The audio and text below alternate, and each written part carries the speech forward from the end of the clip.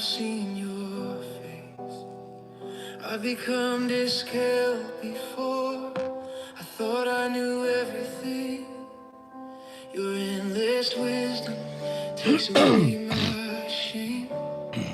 I'm the one to blame, but I called on Jesus.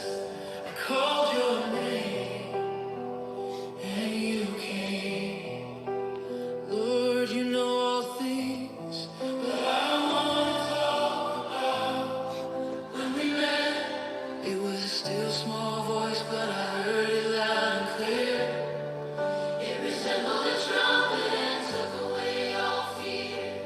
I was reading about the Garden of Eden and the tree of life, and remember Jesus called himself the way, the truth, and the light. And I heard in the distance the sound of a trumpet. I looked around, but there was no one to be found. It was cold that night. I wrapped the covers around me more tight. I even had a candlelight. I continued to read. It happened again in the story of Moses and the burning bush. Moses turned aside and a voice came from the midst of the tree. At the moment I heard the sound of a trumpet. The trumpet sound became more familiar in each story. The sound was familiar. It was comfortable. It was you. You called my name. I did not hide. So in my heart, you could abide in the east of Eden.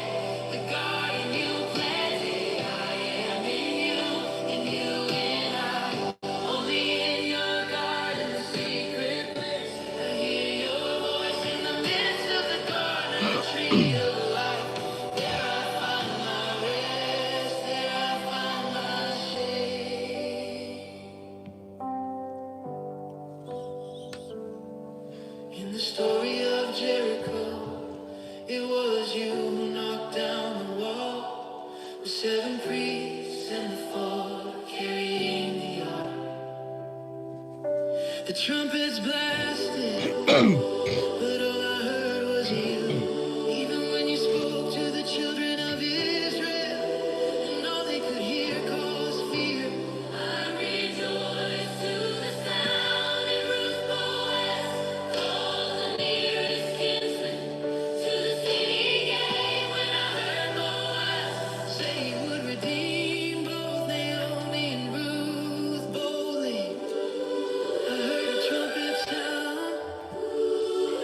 When Esther went boldly before the king for mercy of her people, I heard your voice. You called my name, I did not hide. So in my heart, you could abide in the east of Eden, the garden you planted. I am in you, and you in I. Only in your garden, the secret place. I hear your voice in the midst of the garden, the tree of life. There I find my rest. There I find my shade. When the epiphany hit that I was your plan, all along a trumpet sound came out of the midst of me. I remembered when Jesus said he was the vine and we were the branches. The trumpet sounded again. The trumpet sounded again. It was you the whole time on the inside of me. I was fooled to believe you were out there somewhere. The truth of where you are is what set me free. You abide in me. You abide in me. You called my name. I did not hide. So in my heart, you could abide in the east of Eden, the garden you planted. I am in you, and you in I. Only in your garden, the secret place. I hear your voice in the midst of the garden of the tree of life. There I find my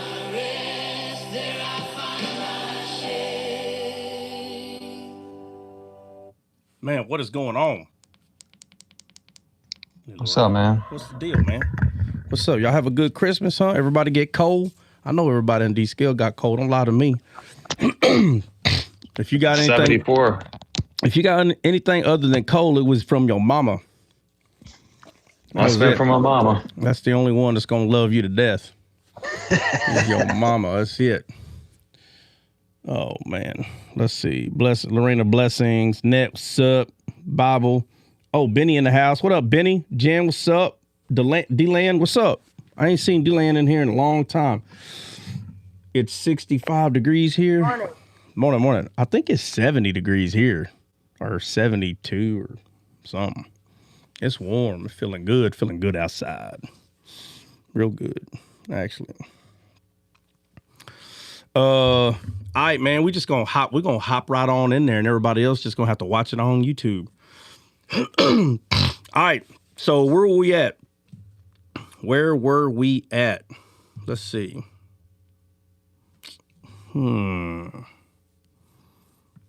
Mike, where you saying we left off, man?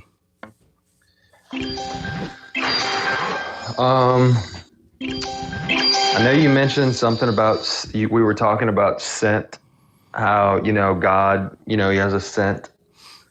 Yeah. The five God's five senses. Yeah. All right. Let me touch on those again. All right. Let me move all this stuff out of here.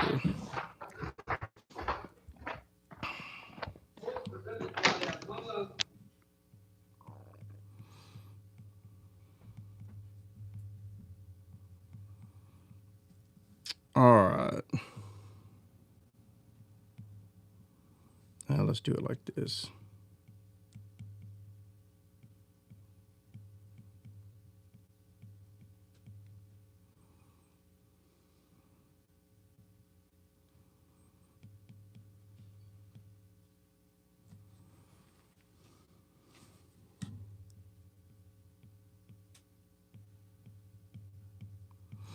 All right, so just like we have five senses, God does too. They're just different. They're from his world, right?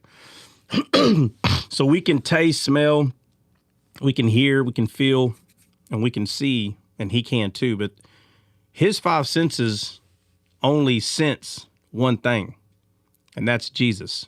And when you learn that, I don't mean just a head knowledge. Like, I'm not saying you learned it because I told you. That's not learning. Me sitting here telling you that he has five senses doesn't mean you learned it. So there's a lot of people that make this mistake. They'll come hang out D-Scaled for a little bit, or they'll send me some DMs and I'll answer some questions and they're like, oh, okay, I get it. But then I hear them minister and they mess it up, and it ain't even been a week, which means they didn't get it. We can't get to a point where everything is just about more information. When you think that reading the Bible is more information, when you think that, then that's how you're going to minister to people, that you have a lot of information. It's not about information. It's about what is true about God and what is rooted in you, not what you just have memorized. That's just head knowledge. Anybody can have head knowledge, but if it's not rooted in you, meaning it's not part of you, do you understand? Rooted in you doesn't mean you have it memorized. That's not what rooted means. Rooted in you means it's been planted in your heart and it's part of you, meaning all that stuff's going to be acted out in who you are. It's going to be acted out, right? It's not about you just talking about it. You'll act it out. So, and I'm not talking about not sinning, for God's sakes. It's not what I'm talking about. I'm talking about all this stuff that I'm referring to here, that these things you can naturally explain these things very easily. So what people try to do is they try to, just listen. If I keep listening, I'll have it memorized, but you're not going to explain it right. Like, somebody can ask you a question and you can be like, oh, well, Trot would say this, or he taught me this. And it's like, but you don't know how to explain it. That means it's not part of you. That's a problem. You have to be able to explain it, not just have 50, not make a sermon and then write it down and then memorize your sermon. That's not rooted in you. still not rooted in you. And people can tell. People can tell when you're just repeating what you heard or when it's become part of you. They can tell 100%. I'm telling you, No, absolutely. genuine Christians can tell. So what I'm saying is God put himself in the Bible so much. It's so much in there that he couldn't have just talked about himself. He's so much in this Bible, and it had to be put in there this way in order to get all of what he is in this Bible. Okay? In order to get all of what he is, and I'm not talking about all in the sense that we're going to be able to explain it. I'm saying he put his self, his image and likeness in this Bible, but he did it with all these people's stories. Without these people's stories, you wouldn't be able to start comprehending what he is, or, you know, the way he views things, you know, how he thinks, how his body operates as a being, because he is a being, he's alive. Okay. It's funny when people say, well, he's spirit. Like if I don't understand this, like spirit don't have conscience. He can think, man. He thinks. Okay. He's a being. It's just hard to comprehend that kind of a being when you're this thing here. It's hard to comprehend, but the truth is he's a being. He is. And this being is expressed in this Bible throughout everyone's story that is in there. He put himself there, and we see it in how people are tasting. We see it how people are smelling, how they hear. Notice it took hundreds of people's lives just so we can understand he has 5 senses. And that's all you got. He's got 5 senses. And it's like, oh, well, we learned he's got a finger. Okay, so you start noticing that there's a body. But when people hear the word body, they go back to stupid land over here, and they think you're saying he's got like a tangible body. I don't give a crap if it's tangible or not. To say he doesn't have a body is dumb. Yes, he does. It doesn't matter, but it's spirit. Everything you see is his body. He's still a body. Still a body. I don't care if we go to outer space and then someone says, you're hanging out on God's tip of his fingernail. No, God's got a hair on his fingernail, and that's where your spaceship is, and you can't even see it. It's we're still on his body. I don't give a crap how you try to be all technical about how wise you think you are. It's dumb to say he doesn't have a body. He does. I don't care if you can comprehend what that is or not. It's a body, okay? But the point is, in this entire Bible, that is what it took for us to have some sort of understanding, and it took all this in order to see it. So if he just started talking just about himself, the book would be so big.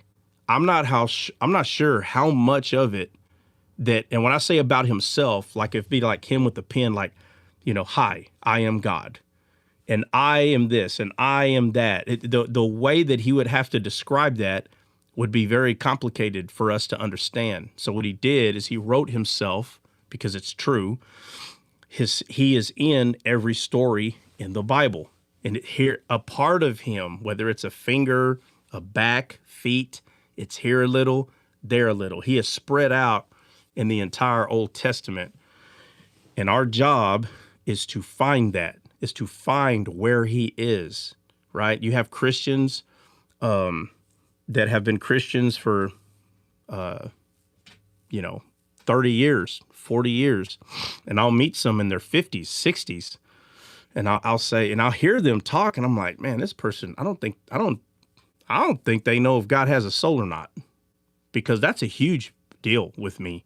So I'm like, hey, does God have a soul? And they're like, oh, well, you know, you can ask my wife. Go to a professor. This guy been a professor at these colleges for 20 some years. He's not a professor at one.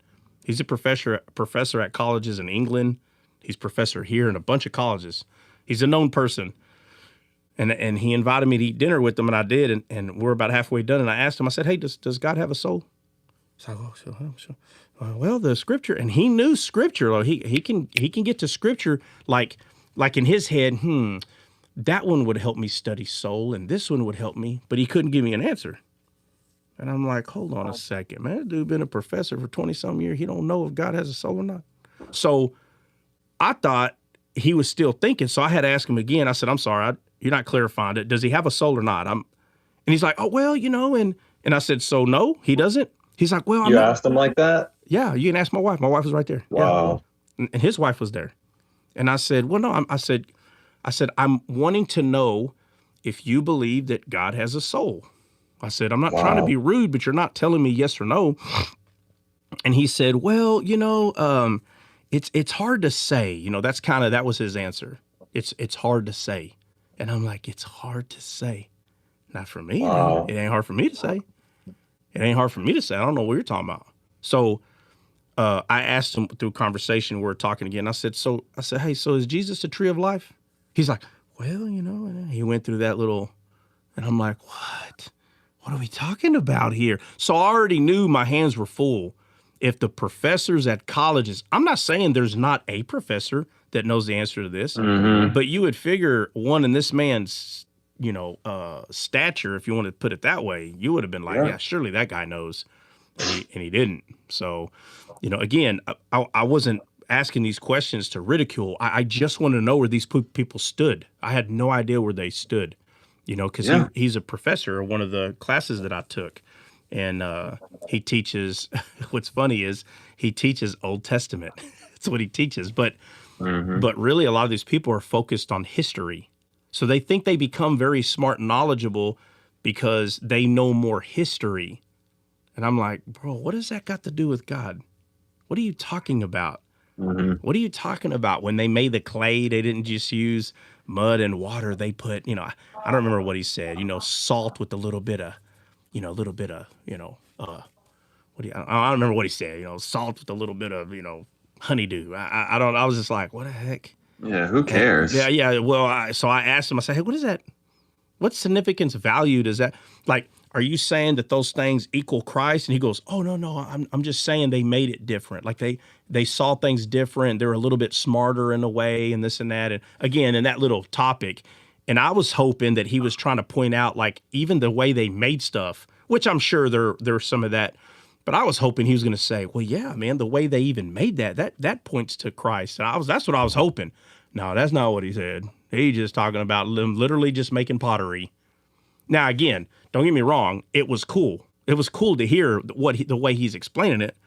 But again, it's just not, he's not explaining God in the Old Testament. There was some explanation of that, but it just wasn't a lot. And so anyway, with all that being said, understanding that God did not just make a book in a way that we would expect him with a pen and then just talk about himself.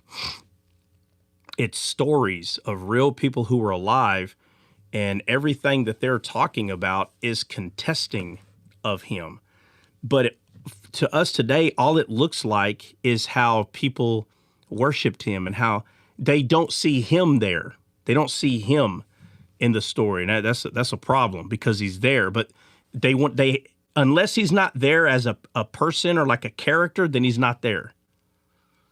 You know what I mean? And it's not true because he's everywhere in every story, right? So the one you were bringing up, we're talking about, I think you said a smell, right? He has a scent. Right, Mike? Ain't that the one you brought up or no? Or taste? Did you bring up scent or a smell or taste? Yeah, scent. Scent, yeah. So we see in the book of Leviticus when the high priests were told they were to burn certain things, right? We know frankincense and myrrh is two of those, which frankincense and myrrh just represent like an aroma, which is a scent, and then changing things that are, from bitter to sweet. Those two things are used for that. But you see that throughout the entire Bible as well, right? Something bitter becoming sweet. You see these things, and but there is this aroma that God is always looking for. You understand? He tells the Levitical priest, "Hey, I want you to burn this stuff because it's a sweet aroma to me." Why is he always looking for a scent. Why does he need one? You understand? Why does the Bible describe him as eating delicious meats, delicious fruits? Why? Why does he have to have taste buds? This is where people get lost. They automatically see Adam and Eve in a garden, and because they don't know God, they just automatically assume that it's physical fruit hanging from a tree because they don't know God. And when I say they don't know God, I'm not saying they have not cried out to him for salvation and God has granted it, right? Like God has given them salvation. Hold on a second.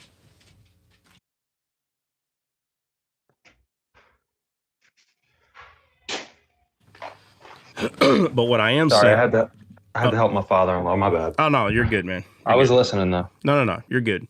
But you know, there's a taste, right? There's a taste, and I'll put savory meat right here.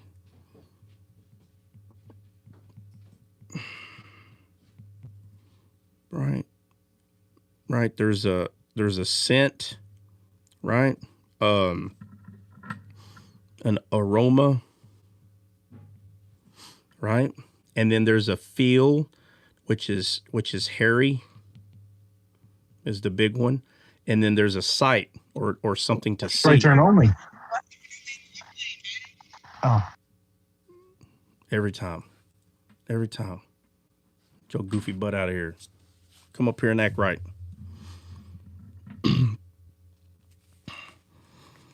All right, let's see. And there's a sight, right? Like something to see.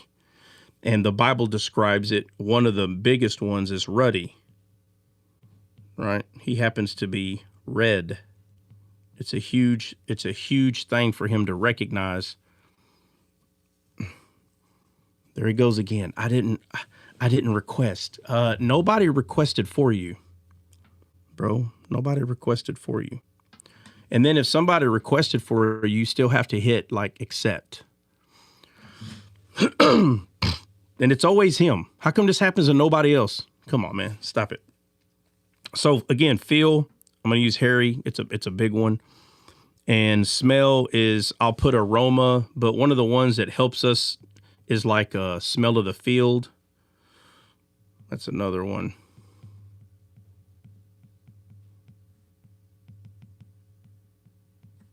All right. And then let's see if anybody can get this one. What does he hear?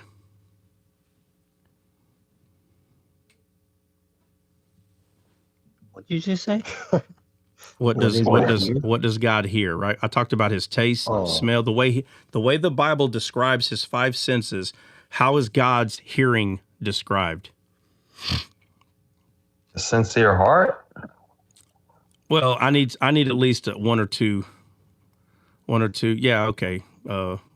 Benny put it in there, right? He put the harp. Okay. Instruments. Okay. Yeah. Well, it's not So instruments. the gospel. It's not instruments. Would that be? Okay. A harp. Oh. The harp in the Bible, even though David carried a physical harp, the harp in the Bible represents the heart of man. Oh. Okay. Oh, geez. All right. So God hears the heart of a man, okay, which is the harp, which is a melody, which is the gospel, which is the good news. And all this comes from where?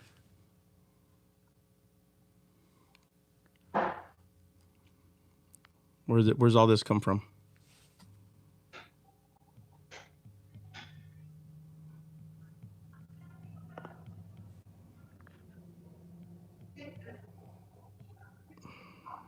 I don't even want to answer because I had no clue that the instrument like reflected the heart. So Yeah. So all the these heart of things. God. Yeah. So all these things. Yeah. So all these things come from God's heart, who is Jesus.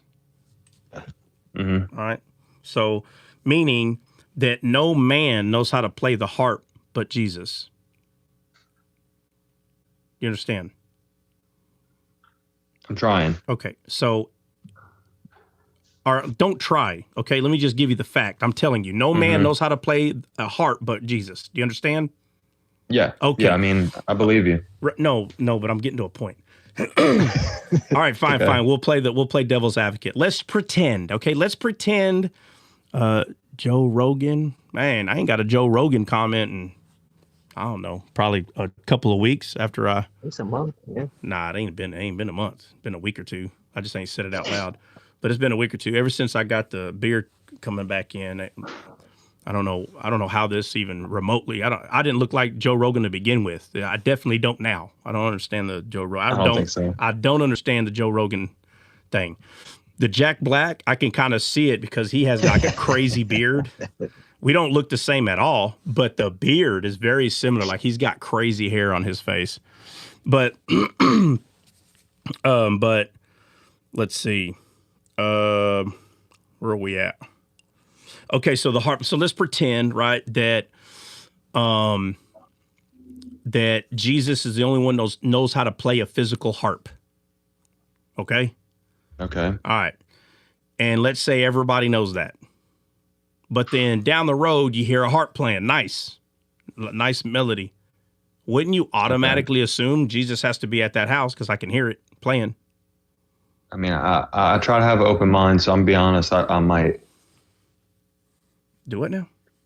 I try to have an open mind, so I would probably think that. No, we've already made it a fact. Okay, we're in fake land. This is fake land. Okay. Okay. Yeah. All right. Yeah. We're in fake So that's land. God. Listen. In fake land, Jesus is the only one that knows how to play the harp. Out of the billions of people that live in the earth, Jesus is the only one that knows how to play the harp in fake land. You get it? All right. So you hear the harp playing out of a house in fake land. No one else knows how to play the harp but him. So wouldn't you say to yourself, Jesus is at that house?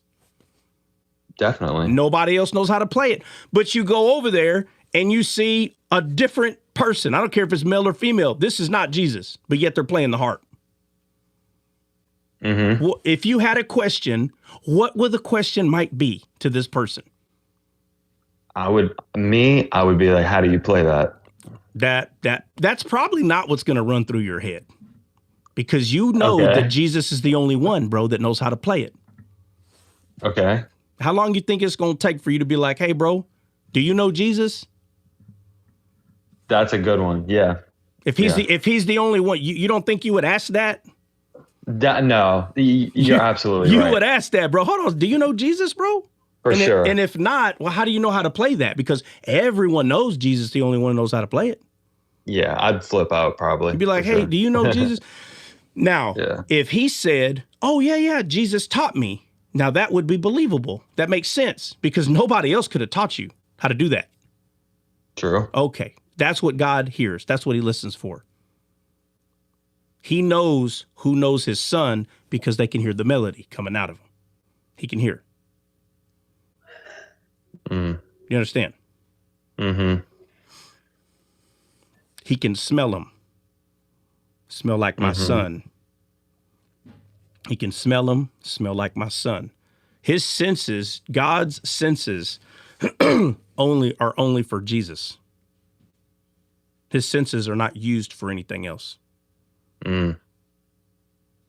Once that clicks in your head, then you start just a little bit more, you start understanding this thing. Just like, wait a minute. The whole book's about Jesus then. So why is this whole thing about him? Is for this reason. This is the reason right here.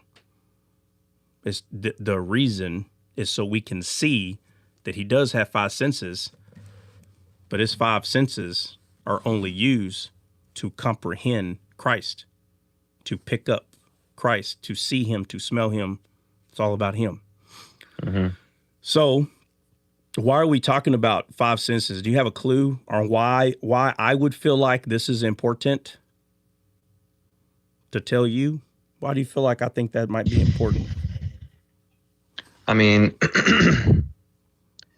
you said that the main point of the Bible is to like detect where God is in it, right? Right. I mean, yeah. So you can see him. And when you can see him, you can start understanding him.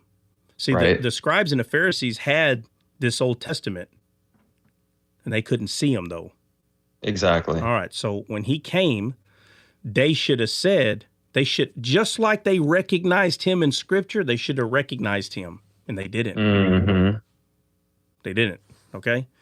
But I'm bringing this up Because you asked a question, what did Adam and Eve eat? If you don't understand what I'm explaining right here, you'll never understand what they ate. Mm-hmm. You'll never understand what they ate. You won't understand. So there's too many Christians, they don't understand this right here. They don't. And this is one of the biggest things that leads them to this Disney World understanding that they ate fruit. The Bible's not lying, they did eat fruit. So we don't have to know all the details for salvation. Salvation's easy, but you get to, when you're saved, you get to understand. That's the difference. Someone who's coming to God who's not saved, they can read the Bible and they can still get something out of it. They can still get something out of it, right? Yeah. But the deeper things of God are not for them. They're not even saved yet. It's not for them. What is for them is salvation, for them to be born again.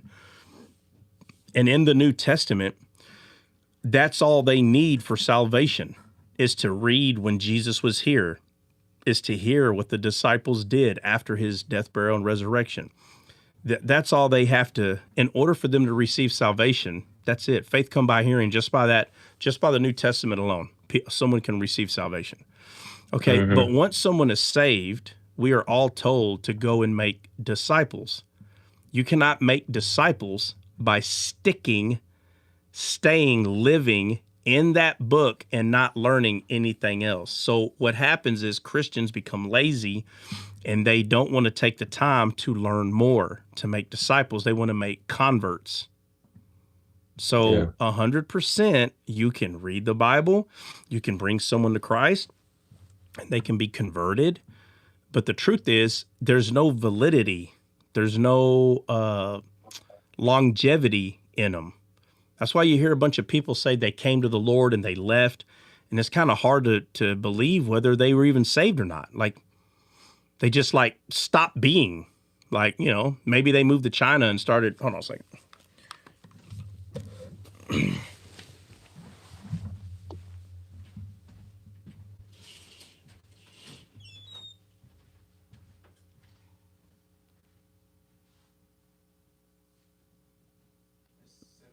Just real quickly, if everyone can tap the screen and get it up to at least 25K likes, that would be appreciated. I mean that. God bless everyone. Okay, if my finger starts going numb, I'll let you know. Okay, bro.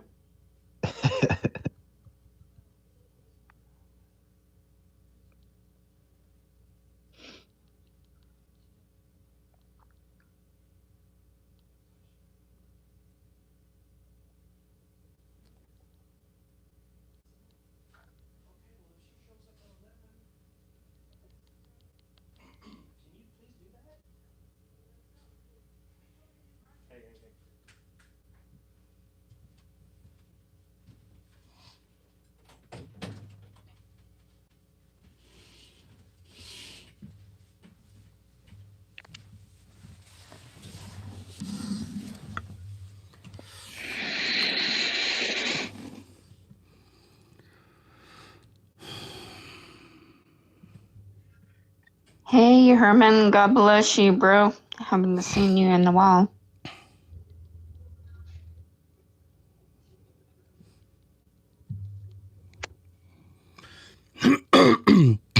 Man.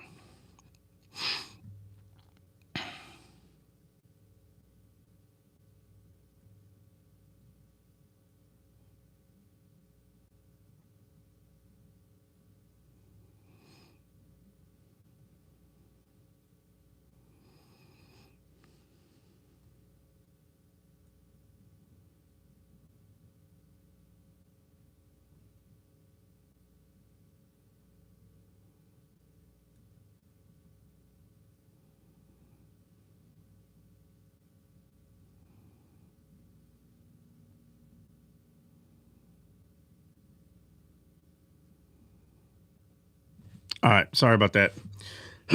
Okay. Yeah. So, who's up here? Herman. Herman, what's up, man? What's on your mind, bro?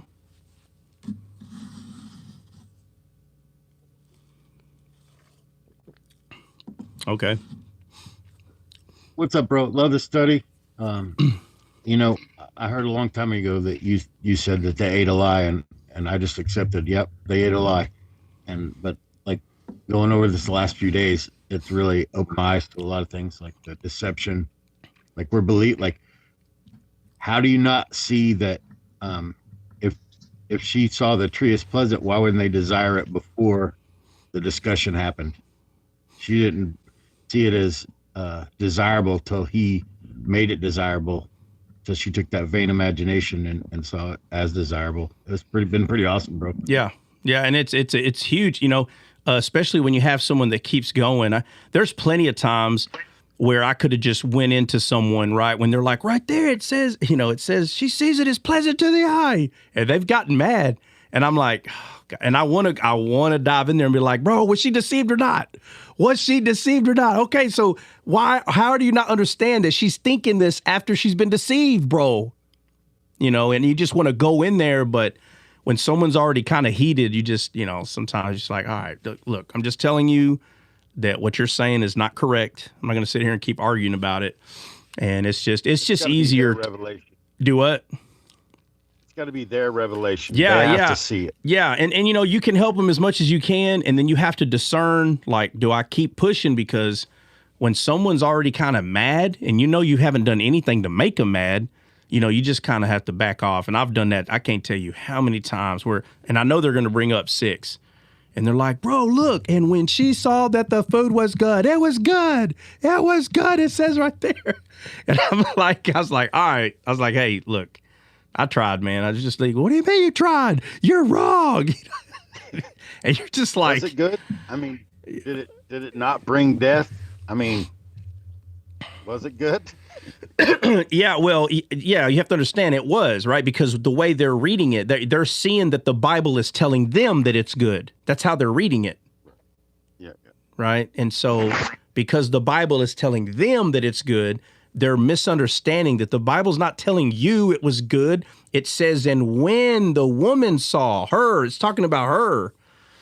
And that's why that when, people try to act like that when's not important. It is. And when she saw, what does that mean? And when, meaning after much convincing. And how do we know that's true? Because she saw differently. And what kind of differently did she see? Deception. She was deceived to believe this. She believed it. I just, it's like, man, you can explain this 100 times and it doesn't matter. If they're upset, they're upset. And they think you're saying something different. No, I'm not saying anything different. I'm telling you what it is saying. You've never believed it correctly. That's the problem. That's why you're mad at me.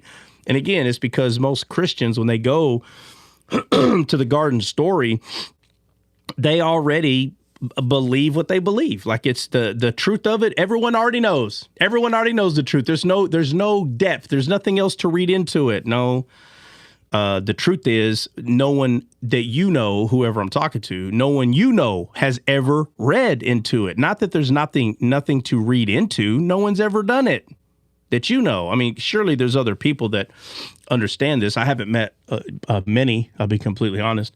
But, it's something that if you're not careful, you can make some people like pretty upset. And what they're upset about is because they think that the language is so simple, which they're not lying.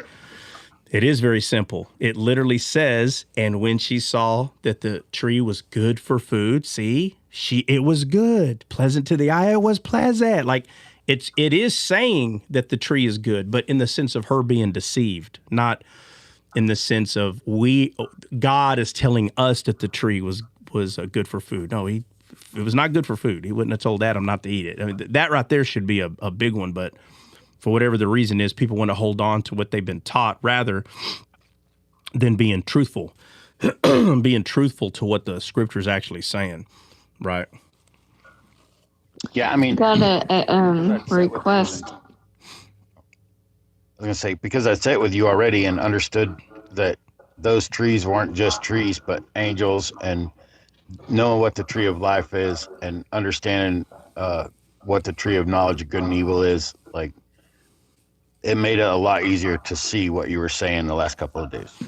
Yeah, and again, sometimes, some people just have to be told more than once, not in the sense of them being brainwashed or deceived. No, just sometimes the first time is it could be a little heart-wrecking, a little heartbreaking, for someone, and it could be the first time they heard it, but the Bible says that faith come by hearing. So people have to hear it, Now, people can study it, and like I did, no one told me this directly, but your heart reading scripture is still God telling you. So, Well, the first place I saw the trees as people was where he healed the blind man. And so that was already something that was revealed to me, but I just didn't know yeah, well, that how one, deep the roots go. yeah, and that one is pushed away by 99% of Christians, literally 99, if not 99.9. That one is pushed away as anything relevant to what I teach because it looks like, to the naked eye, it looks like Jesus, like it didn't work and Jesus had to pray again. But the logic behind that is Yeah. like if God messed up, listen, Satan's not swinging, he's not batting a 400. You know what I mean? And everybody has been taught to believe that Satan's batting a 400 or a 500. He's not. He's not batting. Satan is not batting better than any best baseball player we have. He's not batting better. He just has a lot of chances, and so he gets a pretty good average. But his average is pretty low, in my personal opinion. I don't believe he's batting. I don't think he can outbat Mickey Mantle. I'll be completely honest with you. Okay. No one's going to tell me that Satan's going to put on a jersey and go play baseball and he's going to hit home runs every time he swings. That's a lie. God would, but not him. God would, though, but not him. And somehow in this society that we live in now, Satan has become number one in their life. Like he's the thing to fear. He's got all the power. He's literally Mickey Mantle and Babe Ruth in one person. He's the best baseball player they've ever seen. He's Troy Aikman, Tony Romo, Dan Marino, Tom Brady, all in one. All in one. That's who Satan is to them. It's crazy how people, they don't even realize how much they worship and praise Satan about how he literally he never misses. They act like if he was an archer, he'd be 100 out of 100 times. No. He misses the mark, man. He misses the mark tremendously. Matter of fact, he's so stupid. He knew everything and still turned his back on God. I don't know how bad. If you're talking about missing the mark, he missed the mark big time. He didn't even hit the paper. You understand what I'm saying? He didn't even get close to the target, But again, he's praised as talking about him and the things of him is important. Sin, I heard someone say the other, I couldn't believe I heard it. Sin is important. No, it's not, man. Nothing could be further. You have been deceived so badly by, it has to be legalism. Someone that is pointing to you, right? Law, sin bad, go to hell, law. That's all. Someone has ministered this. And I'll tell you another one that does this is when you start getting into this dispensationalist stuff where everything's dispensation, Calvinism, losing your salvation. When you start getting involved in that, guess what's important? Sin. Those are the only people that talk like that. People are under the law, be ye holy as I am holy. This kind of talk, bro, it will cause you to be so spiritually, mentally challenged that you will say something this stupid, that sin is important. You are becoming further away from God, not closer, further away when you start uplifting the seed of Satan. The seed of Satan is sin. That's the seed of Satan. Planting that garden of sin, right? Yeah. So that's why seeds of sin. That's why in the garden they said in the garden. That's why it was said the way it was said, and talking about her seed and his seed will be enmity to one another. Her seed is that of Christ, righteousness, a spirit that's alive. The other seed that is enmity against that is the seed of Satan, which is someone who's not born again, that they're still dead in their sin. Not sin as an action, but as a noun, a person, place, or thing, meaning that their spirit is still dead. That means every time that we have people in this world, we're just creating more Satans. That's all we're doing. We're creating more Satans, okay? And they have to be born again in order to go be with the Lord forever, to have eternal life. But when we make disciples, we're not creating more little Satans. We're creating more little Christs. That's why they're called babes in Christ. And so, this, I don't want to get too far into that part, but, it's not easy. We'll just get back to what we were saying. It's not easy to get someone to understand that God put himself in the Bible in a way that it's not easily seen at first. But when you can start seeing it, then you'll start adulting, right? You'll start leveling up like in a video game. You'll go from level 5 to 8 one year, maybe 20. Let's say the goal is, 100. That's the goal. You may get to level 50 before you pass. I mean, there may be people that get to 80, maybe 90, maybe. I don't see anyone ever getting to 100. We don't have enough time. There is not enough time for our human body. We have, people go, you got 120 years. First off, that's already been proven wrong. Not everybody is going to make it to 120, but 120 is about as far as you can go. So if somebody goes, well, I found this person, they were 131 years. Wow, they made it 10 years further. I think you get the point. Basically, 120 is about as far as you're going to go.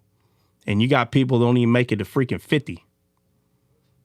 You understand? They didn't even make it to 50. So you don't have a lot of time here. And understanding God's senses is 100% key to how you view everything else in the Bible. Without understanding his senses, what it is that he tastes, what he smells, what he hears, what he feels, and what he sees, like his sight, what he sees. Without understanding that, this question, what did Adam and Eve eat in the garden, will always be asked because there's no resolution. There's no, what's the word? Conclusion. In their head, there's no conclusion. Like, we know he ate a fruit. Okay, it tells us what he ate. And then somebody will say, but what is the fruit? What's the fruit? And so that's what we've been talking about for the past few days, basically all week, is what is the fruit that Adam and Eve ate in the garden? And is it even important to know? It's not important for your salvation. Okay, that's not important for your salvation. But it's not whether you have to know it or whether you should know it. But as a born-again believer, it's you get to know it. You get to know the answers to these things as you grow as a believer. You get to know a question that still boggle the minds of professors at college. What did they eat? And the answer is not very simple because there's a lot, and people will say, oh, you're just going through gymnastics. Nope, I go very slow. Gymnastics? Somebody help me out. What in gymnastics is slow? Is there something in gymnastics that's really slow? No, it's not. I've never seen competition in gymnastics to see who can walk the slowest on the pad. I've never seen that. I mean, some of these people are spinning freaking 20 revolutions a second, it seems like, on them freaking poles. Like, I don't know how fast stretching. Who was that, Jay? Yeah, I'm not talking. They don't compete. Hold on. Is there a competition in gymnastics called stretching? I don't think there is, but if there is, I apologize. There will be. It's going to be the one now. Yeah, that's going to be it now. The beam walk. Yeah, but the beam walk, I don't think that's all they do, right? When they're beam walk, don't they walk the beam so they can flip around and stuff? Or no? Is there a thing where they just walk across it or something? Yeah, they do some flipping and jumping. Right. That's what I'm saying. That's what I'm saying, though. Somebody was in a comment asking for prayer, Trump. Somebody's asking for prayer? What kind of prayer? Prayer for what? He said, it looked like they said they're finna have foot surgery or something. They're about to have foot surgery? Do you know them? No, I don't know them. They're in the comments asking, can they come on the panel? They sent the request already. What's the name of the person? Anthony Garcia. Anthony Garcia. All right, let's bring old Anthony Garcia up here. Well, I tried to. Hold on, or did I not do that right? I don't even see him there anymore. Oh, well. Unless maybe they left already. Are they still in the room? He probably left, but he wasn't patient enough. He only been in here like 2 minutes. So if he did leave. All right, well, we'll still use that as an example. All right, Jay, check it out. Somebody comes up and they said they need prayer for their foot. What do we do?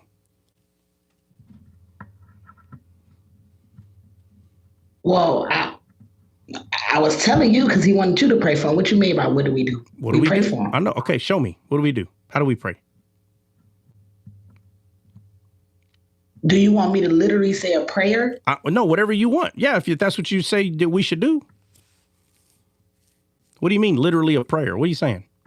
I just want to make sure I didn't want to start praying. Then you'd be like, hold on, Jay White. That's not what I meant. Well, I might say, hold on. What does that matter? Go for it. Whatever you're thinking about doing. That's what I'm saying. How should we handle? I'm going over this. I'm going over this because it's important. Somebody comes up and they said they need prayer, and you said this dude need prayer for what? His foot?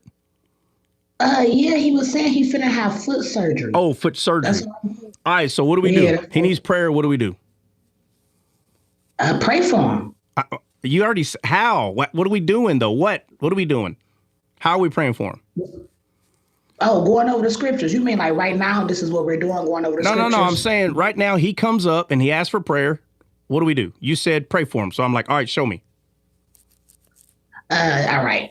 Dear Heavenly Father, we come to you today and gathering. Jay White. See, hey, hold on. Jay White, listen. Jay White, you family. We good. So you're saying we need to do one of these right here, right? That what you're saying? No, but I was saying as a whole. I mean, we are praying for him right now while we are talking. All right, so check it out. I'm gonna show you what we need to do. What you need to do. Okay? So we're gonna go to scriptures that are going to meditate over what he's needing prayer for. So what scripture are we going to go to? Where are we going to go? Are we trying to make his feelings feel good? Or are we trying to bring him back to the word? When someone says, I need prayer, what a lot of the times, what is it that they're asking for? And it is, I don't care what they say. A lot of times they're asking for something, but they're using the word prayer. I need prayer. Yeah, they asking for healing, the word of God. Right. They asking, right. They're asking, right. But they're asking for physical peace. And God don't give physical peace, bro. That ain't the kind of peace he gives. He brings the word back to remembrance so you can be in the word while your flesh is trying to get you to be in fear. We stay in the word. You don't make our job is not to make people's physical feelings feel better. We use the word. That's what we use. So he said he needs prayer for his foot. So I'm going to go to verses that talk about fear not. Let your heart not be troubled. That is prayer. Going over how he is supposed to think, reminding him, this is how you're supposed to think. That's how you pray. You understand? Take them back to the word. Take them back to the word. Not what people have called prayer. And then you say a prayer and they feel better because the genie God is going to do something now. No. The genie God has already done something. And that something is Christ. So now, no matter what it is we're going through, we don't allow any of circumstances to make us believe that we're supposed to be in fear. So the majority of the time when people say, I need prayer, it's because they're scared. And is that of God? Does fear come from God? No. And I'm telling you right now, 90 percentile, I don't care who they are, 90 percentile of Christians that go around asking people, I need prayer, is because they're in fear. They're in fear. And we are not supposed to live in fear, period. Okay? So that doesn't mean you're not going to be tempted to be scared. Of course, the temptation can come. There's a hard time every so often. There's a hard time going on in my life. I don't go run around. If you pray, things will be better. No. Things are already better. It's my perspective that needs to understand things are already better. There is no such thing that now that this bad news came, things aren't better anymore. No, that means you're not you, Jay White. Sorry if you think I'm talking to you directly. No. You, the person, whoever, if you are still catching yourself running around asking for prayer, it's because you, my friend, have allowed yourself to get out of the word, into the flesh, and now we need prayer. Now, is it wrong to go with one another and say a prayer? No, but you need to make sure that when you're praying, like the way Jay White was praying, that if you're doing that, you need to be the one checking yourself. Am I in fear? Am I in fear? Is that why I'm asking for prayer? Doyle, really? Yeah, Doyle, really. If you ain't heard it, you heard it today. Yes, 100%. I can't tell you out of the thousands of people that wanted me to pray like that, after talking to them for about 15, 20 minutes, they all admitted the truth. They were scared. All of them. There was not one that said to me, oh, no, I'm not scared. I just went, not one. Every one of them, out of the thousands that I kept track on, every time someone said, hey, I need prayer because of this, I need prayer. After I talked to them for about 15, maybe 20 minutes, I said, just be honest. I said, if what I'm about to say is wrong, then say I'm wrong. Every one of them said, no, I came over here because I was scared. So that right there proves it, that the high level of people that are asking for prayer, they're doing it because they're scared. Okay? So listen, don't misunderstand what I'm saying. I'm not saying don't pray like Jay White was doing, but that's not the first thing you do. You take them back to the word. Take them back to the word. Take them back to something that they know that they're not supposed to be moved by that kind of fear. And once we get them back in the word, wash their feet with the word, then we pray with them 100%. But you don't pray with someone who's not in the flesh. I mean, not in the spirit. If someone's in their flesh and they're scared, whoa. You don't have to pray for them right now. Calm down. No, you must do it quickly. No, no. No, get them soberly minded. All right. If you're claiming that you love people, if that's what you're claiming, you love them, then you don't appease their flesh, right? They're asking for prayer and you're like, okay, what do you need prayer for? And then they'll tell you and say, hey, let's go to some scriptures. Can we read some scripture? No, I don't got time. I just want you to pray. You can't see something wrong with that right there. You don't have time. So you're worried about this and you don't have a few minutes to go through scripture. So you really don't want me to wash your feet. You really don't want to get back into your spirit. You just want to stay in your flesh. You want someone to pat you on your back. That's not good. That's not good at all. And sometimes you got to tell them that. You understand? You got to tell them that. You know how, like, you ever seen the video? It's like on TikTok. You ever seen the video where like a mom or dad or whoever is carrying a baby and they hit their elbow on the door and then they lie to the baby and they're like, oh, and the baby's like, oh, was that my head? Ah! Baby didn't even know if anything happened. Baby doesn't even know anything happened. But the parent reacted to that bump as though the baby hit their head. And now the baby's yelling. The baby's crying. I'm telling you right now, a majority of the time when someone comes up to you, when a person comes up to you and they're asking for prayer, make sure that you're not appeasing their flesh. You need to make sure. And the only way to do that is for you to be patient, take time, and talk to them about to wash their feet with the word. Make sure they come back to reality that there is no reason to be in fear. Now, does that mean that their doctor is not going to mess their foot up or something? No, you can have a stupid doctor. Okay, this is not about rubbing a lamp and making God make everything right in this world. It's not about that. There's going to be some messed up stuff that happened in this world, and that's why it's important for you to stay soberly minded while these things occur. They're going to happen. They're going to happen, period. Okay, so this idea, no, they're not, and you start talking about scriptures, you're not going to touch my prophets, you're not going to do me no harm. Listen, guys, we're already in a fallen world. What are you talking about? Your soul already has bad memories here. So the thing you're acting like you're going to tell God to take away these bad, it's too late. You're lying to yourself now. These bad things has happened. What we do, though, is we don't allow those bad things that have happened in our life to destroy us. That's where you stand. Not no bad thing, no evil thing's going to befall me. They read, no, nothing, because they're in their flesh. Paul said, I don't care what you do. I don't care if you put me in jail. I don't care if you kill me. I don't matter what. If you keep me here, I'm going to make more disciples. If you unalive me, I'm going to go with the Father. Well, it's a win-win. You do your worst. He wasn't trying to pray away these things. And they go, well, he was, he had the thorn of the flesh. The thorn of the flesh, it was a messenger of Satan. That was a thorn in the flesh. It wasn't a sickness. He had thorn in the flesh. He was blind. No, bro. He tells you what it is, bro. Tells you what it is. Your job is, when someone is asking for prayer, your job is to wash their feet with the word. That's your job, is to sit them down and say, hey, tell me, what's the issue? And you can use discernment. If you know the word, you can use discernment. You go right where you need to take them and say, how did this person handle it? Oh, well, they weren't in fear. My friend, you should not be in fear. You are allowing Satan to make you believe that this is something to be scared of, and it's not. You have to be there with them like that. That is prayer. What you just heard me describe, that is true prayer when you get someone back soberly minded. And once you get them back soberly minded, say, okay, now let's get an agreement in the spirit. I'm not going to be in agreement with your flesh. Lord of the flesh, please take away this fleshly fear. No. The Bible makes it very clear that it says, resist the devil and he will flee.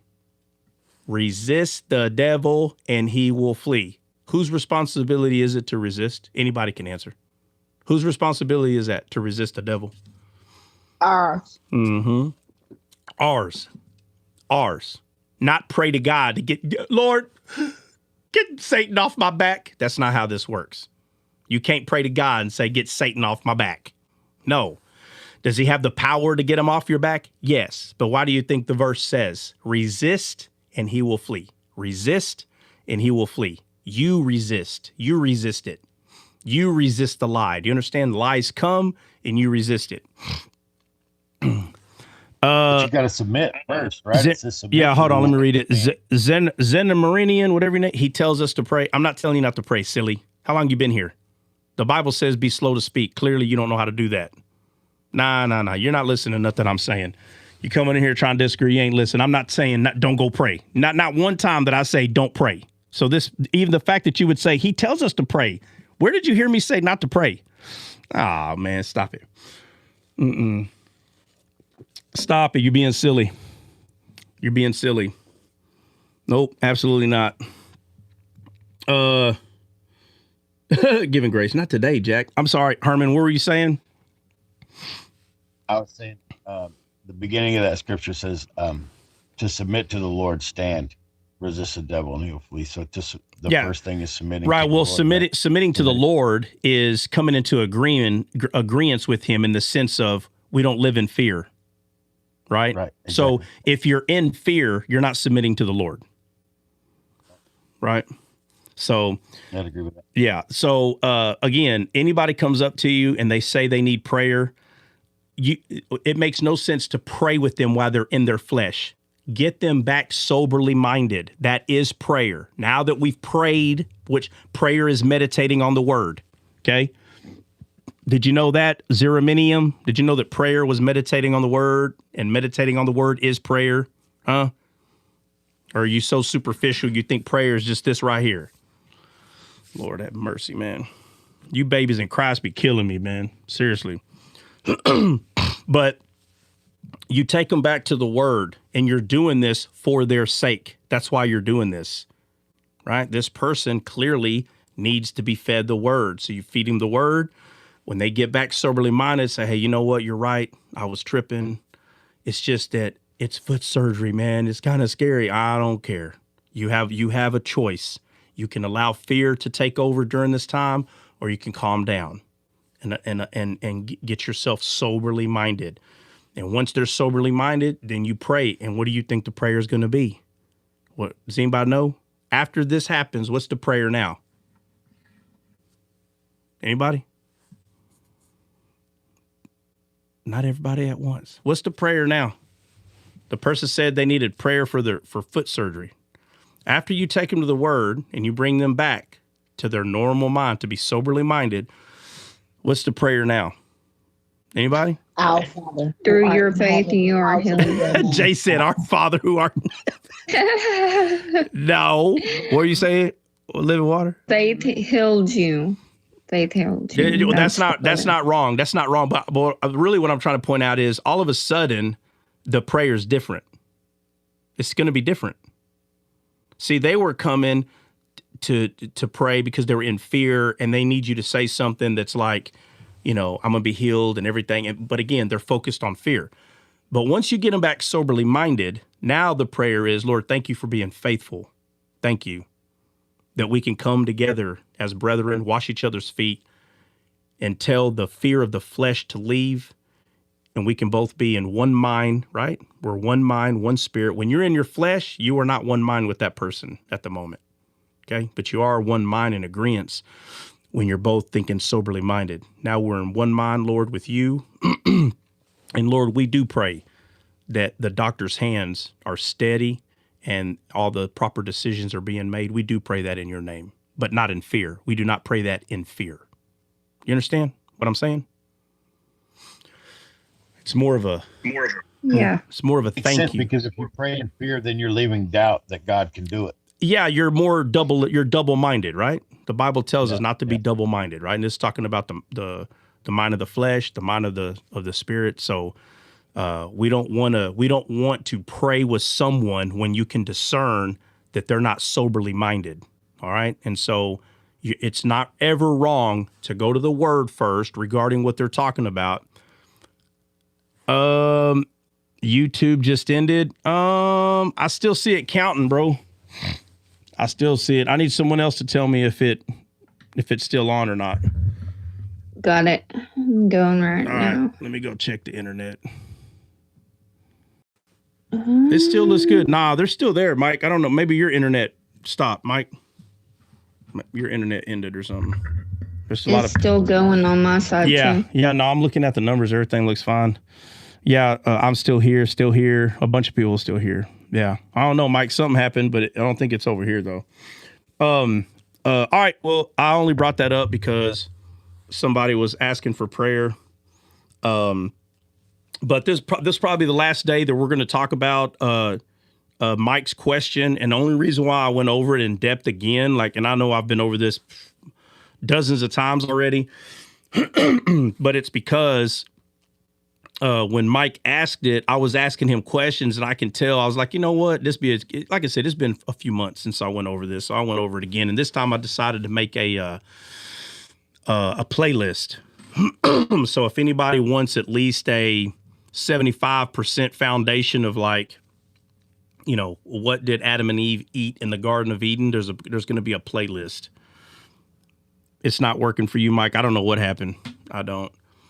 But yeah, JH for JC. Yes. Right. So now that we went over all of that, and the last thing that I wanted to talk about was the 5 senses of God. And I did that. I did it fairly quickly because I don't feel like I have to go over every one of these. Everyone can go do this themselves. Go study God's 5 senses, what he tastes, smells, hears, feels, and his sight, what he sees. When you can understand these 5 senses, the Garden of Eden will open up even more in the sense of what they ate, right? Because Jesus said, if you don't eat of him, you'll never have everlasting life. And so people will misunderstand, well, what is that if you don't eat of him? Jesus constantly kept saying it wasn't like that in the beginning. It wasn't like that in the beginning. I don't know why people keep missing. When he came, he's taking it back to how it was in the beginning. And he's the tree of life. You understand? He's taking it back to how it was. How was it in the beginning? You have to eat of him. That's how it was. He took it back. I don't understand how people keep missing this. He is the tree of life. You eat of him. And because they have this idea that the tree in the Garden of Eden is just a tree, they will never agree that Jesus is that tree. It's a different tree, they'll say. It's a different tree. It's kind of like saying that if we were in heaven and we seen a lion coming to us, well, what would y'all think? What would y'all think about this lion that's coming? What would be the first thing? Anybody? You seen a lion walking to you in heaven. What are you going to think? Well, I think I'm going to be able to pet him and hug him because we're in heaven. Well, He If ain't going I to eat see me. a lion, I'm gonna think that's Jesus. The Okay. lion. If I Right. See a lion. All right. So Herman, the first thing that should pop in your head is that's the Lion of Judah right there. Well, I think there's going to be animals there, but I think when we're in heaven, we're Well, going to feel God's presence. No, all the time. I'm not questioning whether there's going to be animals there or not. I'm just saying, based on what we're learning in the Bible, you understand? Yeah. So that's what I'm referring to. So the thing is, if anybody is to say, well, I'm going to get scared, because it might be a lion that's going to eat me. No. In heaven, there ain't going to be no fear. They're going to have no fear. But what clearly could pop in your head would be a Lion of Judah. If you see a lamb, sacrificial lamb. I'm just saying, there's so many things in the Bible that teaches us these things, okay, that it's not a lie to say to yourself, Lion of Judah. It's not a lie to say to yourself, sacrificial lamb. It's not a lie because that is how he presented it to us in depictions. That's how he presented it to us. So, but again, taste, smell, hear, feel, and see, a sight. We have the sight of God. When we're reading the Bible more and more, you will start seeing all the titles that's given to Jesus or that's given to anything. You'll start seeing all these titles. And people make a mistake with those titles. They try to bring them out into this world, and it can really mess some things up. Those things belong in the Word for a reason. They're there for a reason. And again, everybody should 100% go look at God's five senses. And when you're done looking at his five senses, then 100% you will be able to acknowledge what it is that Adam and Eve ate in the garden. You'll be able to understand by the way he talks, right? And all right, so that's pretty much not really the total end, but it's kind of, so CM, if you had any more questions regarding what did Adam and Eve eat, what would it be? What would it be? Well, we know it's a lie, that's for sure. I definitely still, I'm, it's definitely still a question mark, but I see what you're saying, five senses. Maybe that might unlock some, Oh yeah, no, questions. it's definitely something you need to go study, right? So, Yeah. But you should know by now that, or if you don't know it, you should at least have an idea that these are not physical trees, No. right? Yeah. And Yes. and you should also know that they did eat a lie, but a lie are words. So you have to understand that fruit is words. Words is the fruit. You understand? Mm-hmm. So if words are the fruit, that means those words are either truths or they're lies. So what did they eat? They ate a lie. And if people ask, well, what was the lie? I don't understand why I even have to go back over that. But again, it says you'll be like God. You just look at it. It's Exactly. a lie. And then he said, oh, if you eat, basically he's saying, oh, if you believe me, you're not going to surely die. Was that a truth or a lie? Yeah, exactly. It's a lie. So he said more than one lie. He literally told them, let me be your teacher. I will teach you. That's basically what he said. And they said, okay, Yeah. we choose you to be our teacher. And then again, they want a king. The people of Israel want a king. And God offers himself. And they said, oh, no. Let us pick from amongst ourselves. So he's like, oh my God. You have to understand, none of these people were born again. So nobody would know how to be king. Nobody would know. Because it took the king. It took the king to know how to be our king. Again, if Jesus is the only one that knows how to play a harp and you heard someone else playing it, a very easy question would come. You must know Jesus, because I don't know how you know how to play that like that, But they chose Saul to be king. And before they did, though, God says, he told the prophet Samuel, he said, hey, look, make sure you tell them that if they choose him, this is what's going to happen. They're going to take your boys, they're going to make war, and they're going to do this. Y'all going to become slaves. He told them, no different than he told Adam, hey, don't eat from that tree, because the day that you do, you'll die. Just letting you know that. So he tells these people, okay, y'all don't want to choose me again? Okay. Well, let me at least warn you. Do you understand? This is not a commandment. God didn't say, I command you not to allow Saul to be king. That's not what he said. He says the same thing. He gives him a warning. That's all that happened in the garden. He gave him a warning. Don't listen to him. You'll die if you do. Just letting you know. The same thing here. Instead of choosing God, just like they didn't choose God in the garden, okay, guys, I'm just letting you know what he's going to do when y'all make him king. Adam and Eve made Satan king. They made Saul, which is what? A seed of Satan king. They always want Satan to be in charge. But then when Christ came and the truth of who he was came to the people, they saw the difference. Because remember, they've already lived under the reign of Satan, right? The disciples, you know, these guys are anywhere between 20, 30 years old. So they know what life is under the reign of Satan. And when Jesus comes in the picture, they said, oh, I don't know. You're so different. You're so different. Just based on what I've seen here, I'm definitely sticking with you. And it was very easy for them to choose love, right? You catch more bees with honey, right? Is that what they say? Uh-huh. All right. So you got any questions, Mike? Anything? Because I know I wrote down you put Ephesians 2, 8, and 9. And if you wanted to, we can hop in that. But before we do, has anybody got anything before we hop to that? Because Mike did ask that question. Unless you don't got time. Mike, you got time to go over that today or not? Yeah. Okay. Yeah, I mean, I do. You feel like it. All right. No problem. Anybody got anything? Gene, what's up, man? I'm sorry. I'm just looking at some of the hellos and whatever else in there. And I saw y'all tell me somebody was in the elevator, but I don't see nobody here. I don't know where they went. I was just gonna say, the whole, like you said, Trent, the whole Bible testifies to that truth, because just like when Jesus was departing, he told Peter, "Go feed my sheep." He wasn't saying go start a soup kitchen. You know what I'm saying? He was saying, "Go give them the word." You know what I mean? So the whole Bible does this. It talks about this everywhere, every book, every chapter. You're gonna see this truth.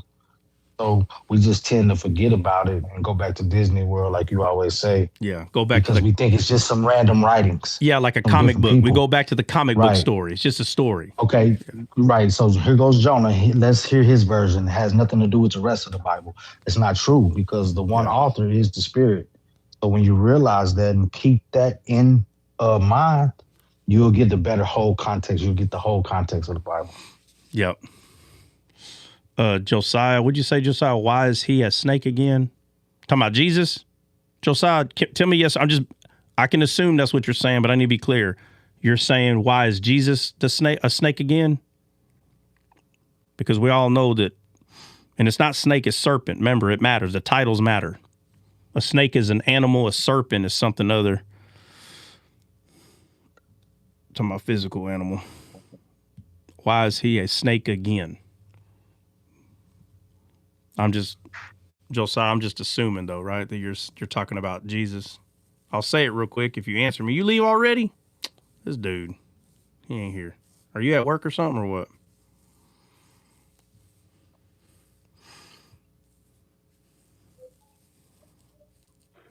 Yeah. Hey, Josiah, if you're at work or you got your earbuds in or whatever and you can't answer me, that's fine. I get it. Look, serpent is what I meant. Oh, my Lord. Are you talking about Jesus, though? I can assume. Are you talking about Jesus, though, bro? I can assume that, but, I don't like doing that. I need you to tell me. Is that what you're saying? Why is Jesus the serpent again? I ought to just make you go, oh, you're working out?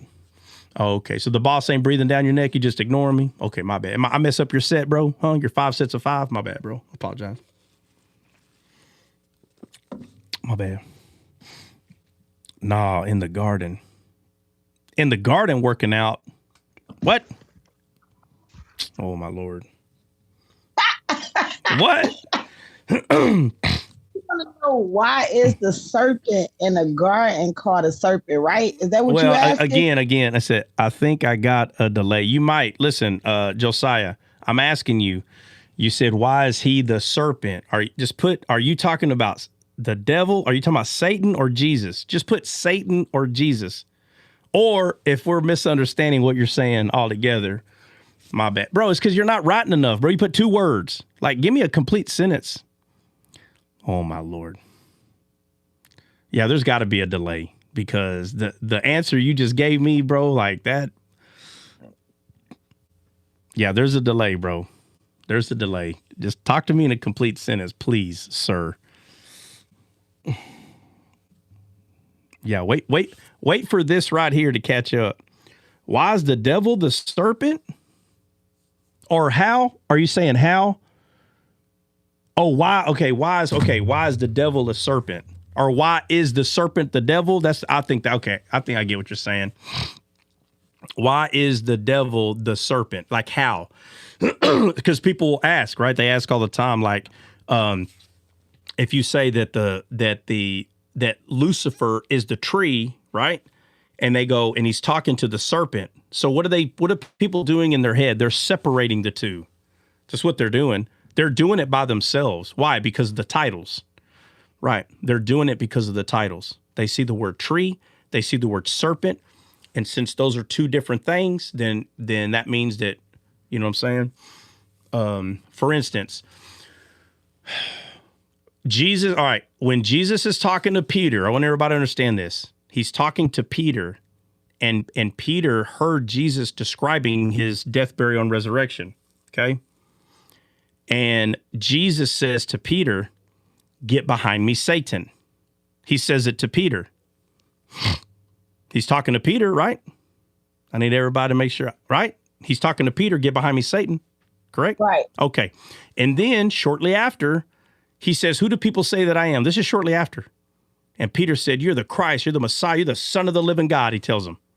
And he tells Peter, "Blessed art thou, Simon Peter, for flesh and blood has not told you, but my Father which is in heaven." He says, "Blessed art thou." How can he call Peter Satan and then bless him in a very short time frame? How? He's talking to the same person. Anybody? Depends on which tree he's eating from. Well, yeah, but I mean, how can he talk to one person like that? How can he switch? Like, how can he say, "Shut your face, Willis," and then the next, "I love you, Willis"? Like, God bipolar? Is that what it is? What's going on here? No, he's speaking to the 2 different. Right. I'm trying to keep it in context. Yeah, he's speaking to the 2 different trees. Right, but I'm asking this way because of what we've been going over, that titles matter. Titles.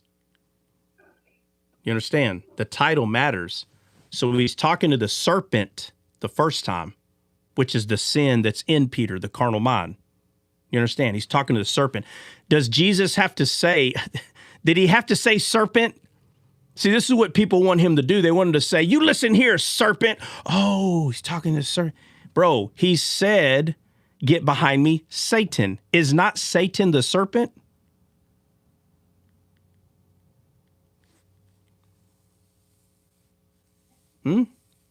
Yes. Absolutely. Satan is the serpent. He doesn't have to say serpent. It is our job to know the titles. Your job. You have to know the titles. You. If I say Jesus, someone give me a different title for Jesus. Tree of life, Lamb of God, Lion of Judah. We could be here all day. Living water. We could be here Bread all of day. life. Okay. If I say Jesus, you can give me the titles. If I say Satan, somebody give me the titles. Adversary. What else? Accuser. What else? Evil. Sin. What else? Serpent. Dragon. Okay. Oh, dragon. All right. If I say tree, give me the titles. Tree of life. Okay, tree of life. The root Fruit and all. vine. Root of all evil. What else?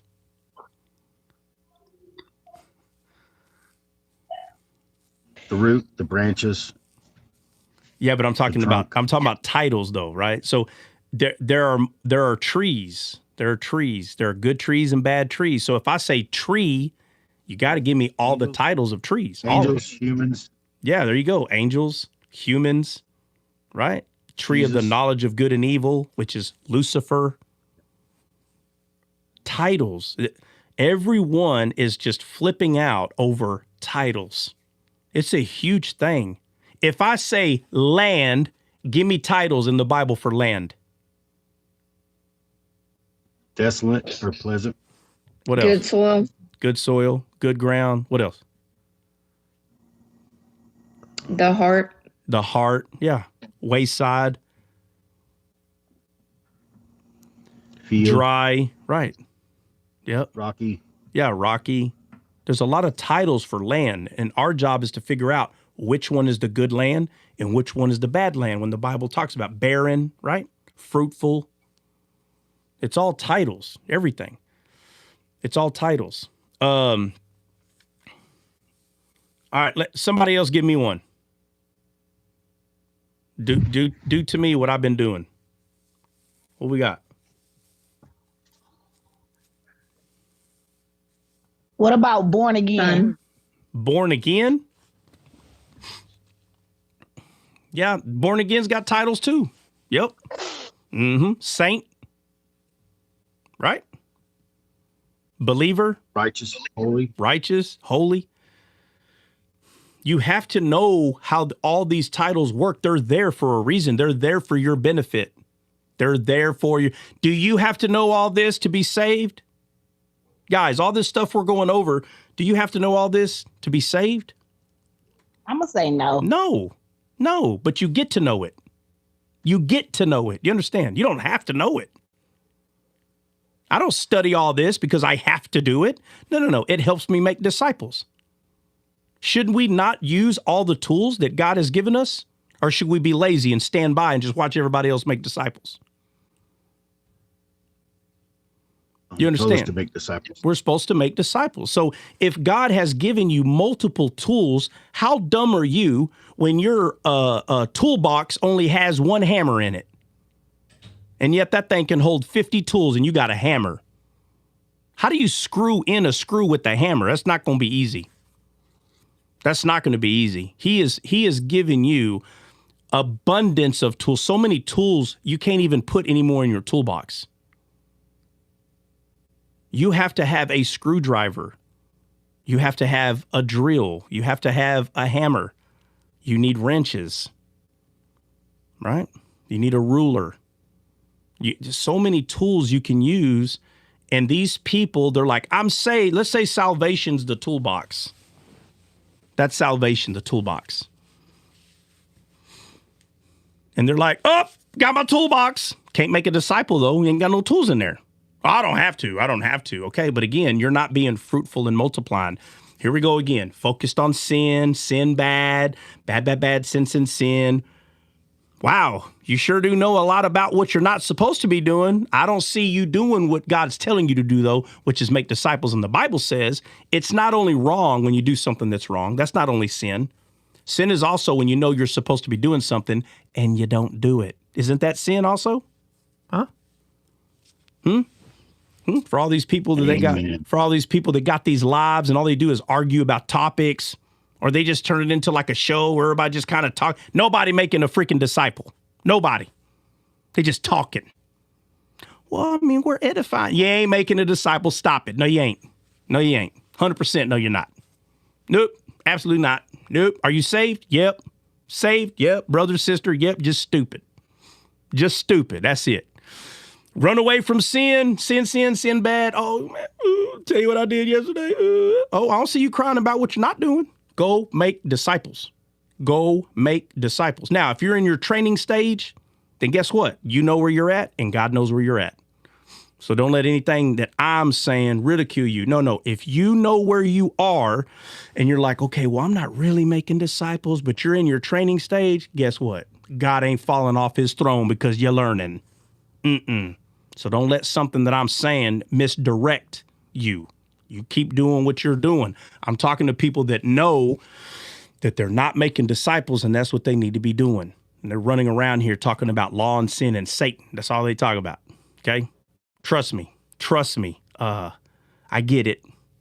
But, because sin is bad. So let's not misunderstand that. But sin is not only when you're doing something you're not supposed to, it's when you know that you're supposed to be doing something and you don't. And all these people that talk about the law, I don't see them making they ain't fruitful one bit. Yes, I am, because I talk about the law. My friend, fruit cannot come out of stone. What are you talking about? Still missing it. You're still missing it, bro. You need a heart of flesh. And you're trying to have a heart of stone. Everybody wants a list. Okay, I did that. I did that. That was the problem with that one guy. Lord, what must I do? Oh, the law. Well, I've already done all that. Oh, well, then go sell everything you have. Well, come on now. Let's not get crazy now. Let's not get crazy. Jesus really wasn't trying to tell the guy, go sell everything. He was trying to say that make sure that this world is not more real to you than God. That's really, if you really think God was just, let me tell you something. If that guy would have went and sold everything and started following Jesus, does anybody know the first thing he would have said after he did it? Huh? The one that says, I do all the law, Lord, I've done that since I was a kid. Okay, go sell everything and follow me. If he would have went and sold everything and followed Jesus, basically, as soon as he got back from the pawn shop, okay? As soon as he got back from the pawn shop, what would have been the first thing he would have said to Jesus? Anybody know? I sold everything I had. Now what? Now what? Now what do I got to do? Now what do I got to do? Because his heart's not right. They just want to know, what do I got to do now? What do I got to do now? Bro, the thing that you'll hear these people talk about sin. Oh, so once you're saved, now what? Now what? Huh? Nothing? You do nothing? Now that you're saved, you do nothing? No, you become fruitful and multiply, stupid. What are you talking about? What do you mean you don't do nothing? Again, their focus is so based on law, legalism. Okay? So you just sin all you want? Why is their focus still on sin? Like, what are you talking about? How is your eyes still focused on sin if sin's not here? What is causing you to look at something that's no longer here? What is it? It's because it's a heart problem. These people have a heart problem. They still don't see it. They think they love God because they want to stop sinning. Why don't you show you love God by your works? What's the works, guys? What is the works? To believe on who has been sent, which is Jesus Christ. Well, that's part of it. What's the rest of it? What is the works? Huh? To be reborn. No, you already done that. What's the works after you're born again? To be fruitful and multiply. To be fruitful and multiply, bro. To be fruitful and multiply. That has nothing to do with the law. Making disciples, being fruitful and multiply has nothing to do with the law, man. Anytime someone asks you what they think is such a clever question. So once I'm saved, now what? Huh? Now what? I can just continue to sin? I tell them, you don't know the answer? Oh, man. I say, oh, you don't know the answer? You don't know what to do once you get saved? How long you been reading the Bible?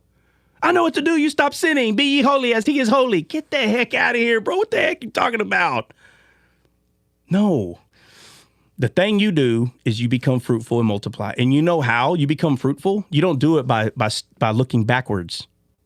I guarantee you everybody in here knows at least one person like this, man. And you may be the only one that can talk some sense in their stupid head by telling them when you become set free from sin, which is back there, you don't focus on back there. What does the Bible say about plowing? What direction do you plow? Huh? What does the Bible say? Forward, without looking back. Without looking back. So you ask this person, okay, you're saved now, right? Yes, I'm saved. No more sin. Okay. Sin's behind you. I'm going to put you on this machine and I'm going to tell you to plow. And then now they're plowing. Tell them, act like you're plowing. Okay, I'm plowing. Are you going to look back there? No, but I can still sin in my future. Where is sin? This, you need to be able to, where are you seeing this sin? It's back there. How in the world, who is telling you that sin is in front of you? Where are you getting this from? The accuser. Exactly. From the carnal mind. The carnal mind is making you believe that what you're plowing and what you're planting is sin. That's a lie, bro. They are believing a lie. Sin is back there. You cannot plow, meaning you cannot become fruitful. You understand? Jay White, I'm only picking on you because you're at the bottom. So I'm not, And I know you know, I don't care if you've ever built a garden or not, but we all know the basics. But Jay White, if I'm plowing forward, what is the purpose of plowing? What is that? To grow something. I know, but what is plowing? What is that? That word plowing, what does that mean? Turning over the ground. Yeah, like tearing the ground up, right?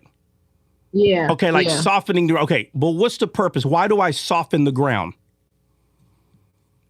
So you can fertilize the soil. So you can. So I could put seed in it. So I could put seed in it, because if it's hard, then it's wayside, meaning it won't. The seed won't go in the ground. Right. Correct. All right. So if somebody is plowing, it says you can't do it if you're looking back. You can't plow if you're looking back. And again, what's the purpose of plowing? What's the purpose? The whole purpose of it? For planting seed. For planting seed. No, look what's being said in the scripture. You cannot plow looking backward. You can't do it, meaning you can't plant seed. When you plant seed, what happens to the seed? What is the purpose of planting seed? So it can grow. I know. So what's it growing? Whatever you plant. Whatever you planted. So give me one seed that we're going to plant, Jay. What is it? What's the seed? A coconut tree. All right, coconut. All right, so we're all right, and then okay, so let's say the coconut tree's in the ground. All right, let's say the coconut tree's in the ground, and it starts growing. Eventually, we have to get to a conclusion. What is the whole purpose of putting coconut seeds in the ground? What's the whole purpose in real life? I'm talking about real life. So we can get coconut. So we can eat the coconut, the fruit, right? Yeah. All right, so if somebody is plowing and they plant the seed and the fruit finally comes out, what's the whole purpose? Your field just became fruitful, right?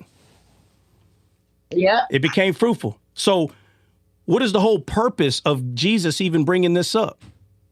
That you can't plow if you're looking back. What's the whole purpose? What is he saying?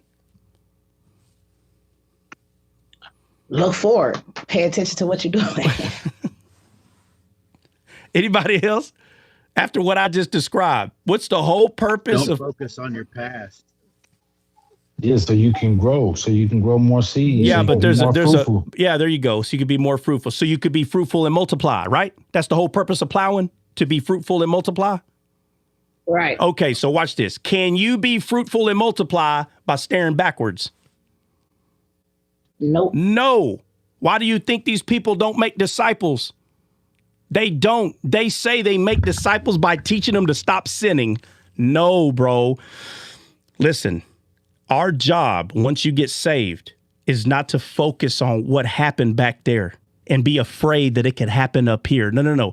Your job is to put your conscience on Christ so you could be fruitful and multiply. And the reason these people are not fruitful, they're not fruitful and they're not multiplying. They're not making disciples of Christ. They may be making disciples of their stupid selves because that's all they talk about. Sin. So what now? When we get saved, we just stop sinning? We just stop. What in the world is abusing your mind to the fact that you are so fixated on the thing that you're claiming you hated? Why are you still thinking about it? Sin is back there. He now says you are made... God is now telling you, you have been made in my image and likeness, right? You're seed of my kind. Now be fruitful and multiply. And they keep talking about the law. I'm telling you right now, that is what this is talking about. You cannot be fruitful and multiply if you're still talking about sin and the law. It'll never happen. You'll never do what God is telling you to do. You know, everybody's always like, oh, Lord, please, I just want to please you. And you ask him, how do you please him? To be holy as he is holy. No, bro. No, bro. That's not how you please him. To be holy as he is holy. That's not how you do it. I always tell them, what? That's what scripture said. Okay, I said, my bad, bro. My bad. How are you holy? By stop sinning. No, bro. No, you were close. You were close. Guys, the only way you can be holy as he is holy is being fruitful and multiplying. That's it. Not by stop sinning. The only way you can stop sinning is by focusing on sin, is what they think. No. How do you stop sinning is you become fruitful and multiply. But because they have sin in their life is what they'll say. I had to ask him again to forgive me. They'll never be fruitful. You will never be fruitful if you're allowing your conscience to still be on sin. If you are sin conscious, you cannot plow forward. You can't, meaning you cannot be fruitful. You can't do both. You can't be plowing and then looking back here like this, bro. You can't. It's not going to work. It's not going to happen. Your face needs to be focused on what you're doing, which is what? Making disciples. As you are ministering to people, the thing that you're worried about is not even on your mind. There's no worry. You're making disciples, but they still don't get it. But everybody in here, you know at least one person. Is Amazing trying to come up or what? Amazing, you trying to come up? I see your picture done popped up here 3 or 4 times.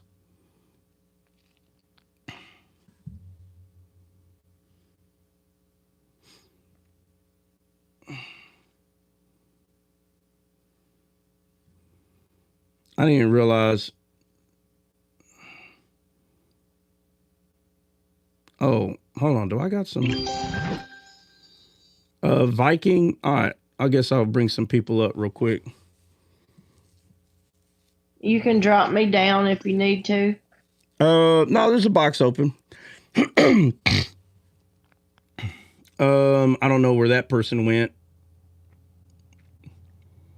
Well, Stanley, whoever Stanley was, I was trying to bring you up, Stanley, but I don't know what happened. William, I don't know if William's still here or not, but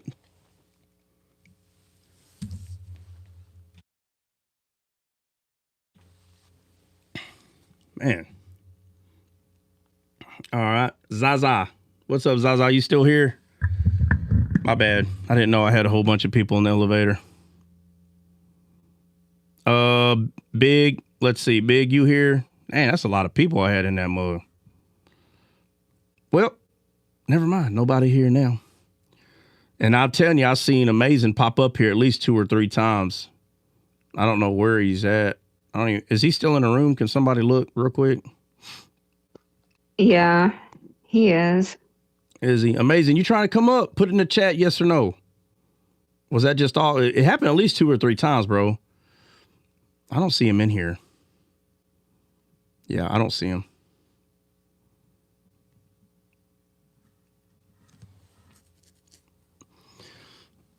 Yeah, no, it's okay. Yeah, so our focus is I don't know what's wrong, Bill. I don't know what the deal is.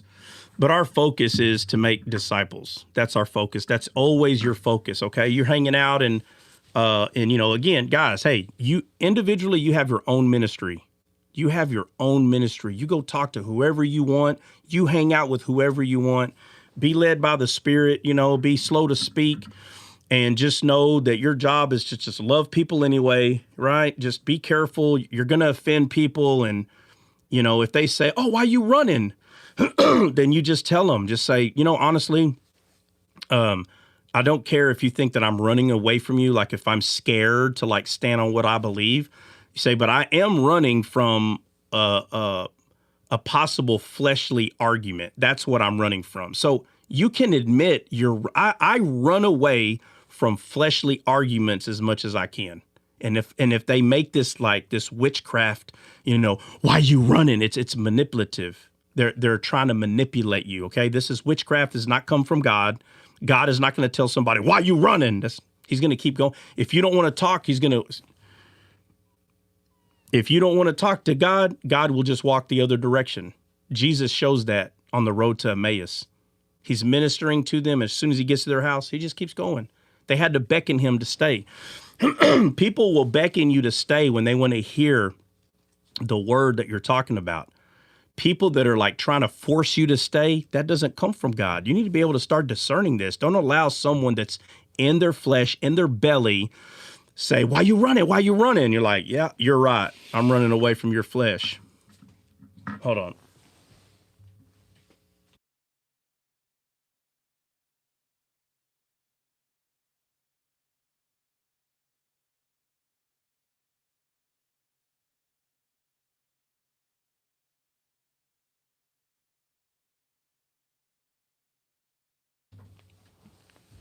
Yeah. Anyway, but don't allow someone to manipulate you to stay in a conversation, especially when you can tell that it's not going to go anywhere. You should be able to at least discern that. Running from drama and chaos. Yes. Oh my God. Run. If they go, you're running, say, absolutely. Your middle name must be drama and chaos. That's exactly what I'm running from, because I tell you right now, I'm not running from anything other than that. Right. And every once in a while, we'll have some idiot come in here and, we'll have some idiot come in here and they're like, you're a heretic, bro. You listen to me right now. I mean, boy, they control the live. You're a heretic. You're going to hell. Stop lying to people. I'm like, bro, that's not how God does it. See, what these people have done, they've taken scripture where, like, we have this responsibility, right, to call out when something is wrong. And instead of them being slow to speak and really studying what you're saying, they jump to conclusions. They lie to themselves. They believe a lie that something you're saying is out of the norm. And it may be out of the norm, but it doesn't mean it's a lie. And they'll just start literally name calling and stuff like that. And those things don't come from God. And they're like, God flipped tables. God flipped tables. They'll say Jesus flipped tables. Well, they use anything they can to justify their idiot, their stupidity, right? Their inappropriate behavior. They'll do anything that they can. Let's see. See what keeps blowing up. Man, Zerenium, you're still here? I asked you a question earlier and you didn't answer me, I guess. I'm going to be like, y'all, you're running. Kidding, obviously. Let's see. I'm not sure what that means. Somebody put torque wrench. Yep.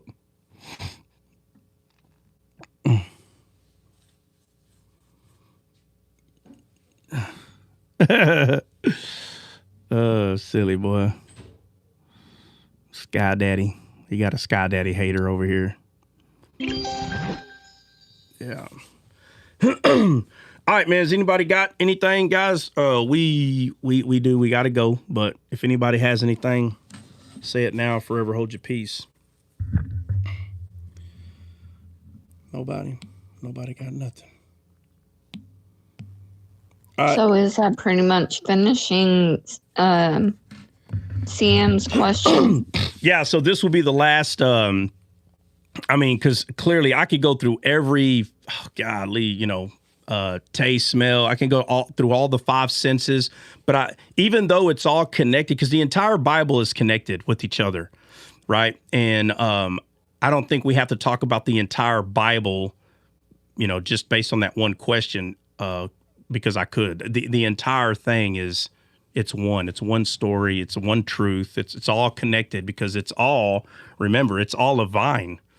All of it is a vine. And all the grapes are connected to that one vine. It's that way in this word. That one truth that Adam and Eve, what we just went over, that one truth goes through the entire Bible. It's a huge vine, and we are the branches. Just like when you see Moses, right? Moses comes and Moses is doing his thing. You see that story. Guys, Moses is a part of the tree.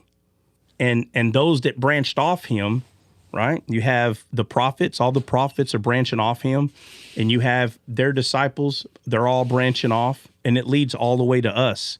We're all one truth. All of us are, because it's all one word, right? And I am talking about the word, not the black letters on the white page, but the word, the truth that is in people's lives. It all started as a vine, and it branched off. It's a huge branch, and that huge tree has been getting clipped, cut, branches taken off, right? Some grafted on, which would be us, grafted into that tree, but it's one truth, the entire thing. So when we, again, if you compartmentalize, like you can't do that with the real, like, let's talk about a vine, a long vine, like a grapevine. Can you compartmentalize a part of the tree away from itself? Can you do that? Anybody?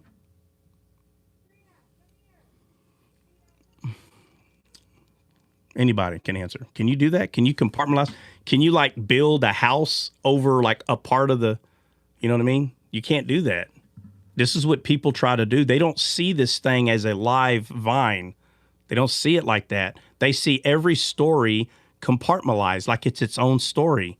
Listen, it may have its own story in the way that we see things in this world, but it is connected to the same story, to the Garden of Eden. All of it is. It's all connected. All of it. Let's see.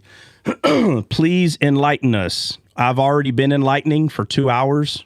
Light. So I tell you what, why don't you go subscribe to Descaled, okay? At Descaled Live. Go subscribe to the YouTube channel and go look up what did Adam and Eve eat in the Garden of Eden, okay? There's a whole playlist and you will be enlightened, okay?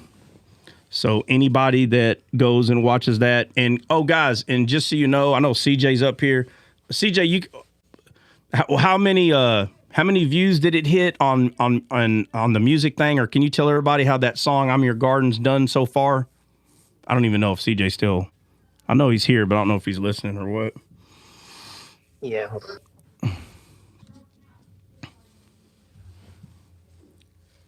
Get you some official numbers here.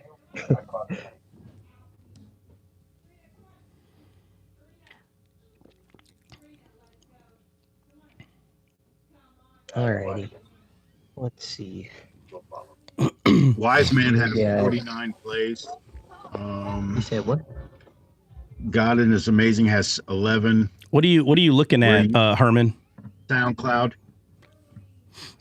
SoundCloud? Yeah, no. CJ is looking at our system that is given more details on. Ma'am. All right, my bad.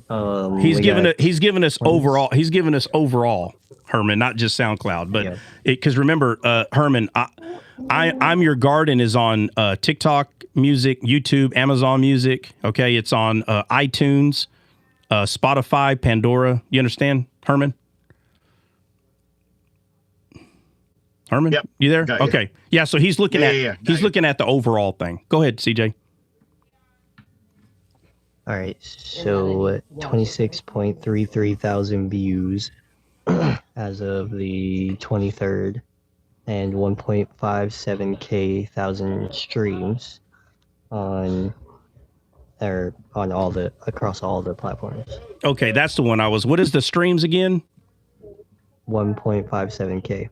1.5. Okay, so 1.5 thousand streams. Guys, streams is the one that's really important. That that's honestly for a an artist which is descaled. Okay, for an artist that's not known to have within a week or within a couple of weeks, 1.5 thousand streams. That's not bad. Okay, it's not bad at all. Me and CJ were kind of comparing to what other people get. I think we're looking at someone that had, 70 or 80,000 viewers. And then when you look at their streams and statistically, it's about the same, right? It looks like they have a lot, but they got almost 100,000 followers. So clearly they're going to have more streams. But when you do the math, it's almost the same based on percentage, right? So the song's doing really well. And I mean, obviously there's going to come a point where it's going to go down. I mean, it's just like any other song. Let's see.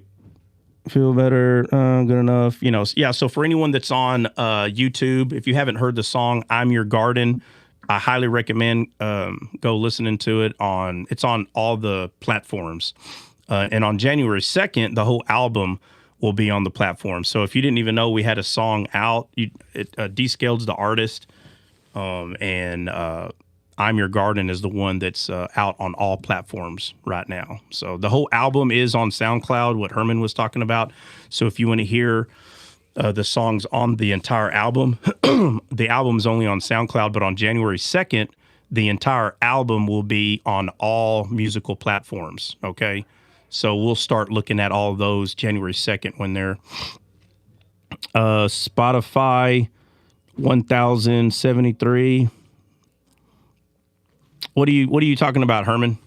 What's 1,070? So when I looked up this song in your garden by D Scaled, it says played 1,073 times. Yeah. But it's not Just gonna on Spotify. Yeah, just on Spotify. Yeah. So the streams are very. I follow you now on SoundCloud and Spotify. So okay. Yeah. Well, we're on all of them. But if you're on SoundCloud, then all the songs are there. The Descaled album, though it's titled. I listened to a few of them. Yeah, it's titled. What do we choose? Wise Man Anthem. That's what I chose to put on there. So, and it went in there late. Yeah, it did go in there late. That's true too. All right, guys. Anyway, I just wanted to just show that it's passed over 20,000. It's not a big celebration, but for first time putting a song on, I'm going to celebrate anyway. Passing 20,000, I see a reason. I wanted to get at least 100 within the first couple of days, and I think we barely passed it. I think it was like 110. So I was like, all right, well, it at least got to 100 the first couple of days, but now it's at over 20,000. So I'm sure it'll get a little bit further along than that, but hey, we'll see. Yeah. So anybody got anything else, man? We're going to roll out. We got to be done for the day. Tomorrow, can we talk about sonship? Sonship? Yeah. What verse are we going to? Well, Ephesians talks about how we are predestined. I believe that is Ephesians 1, around the verse 3 through 5.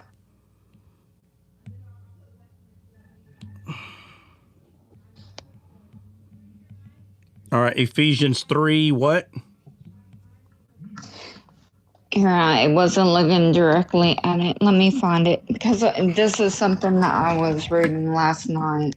Ephesians chapter. Oh, yeah, hold on. My bad, Christian. You're right. Hold on, Jennifer. There was. No, we're ignoring Christian.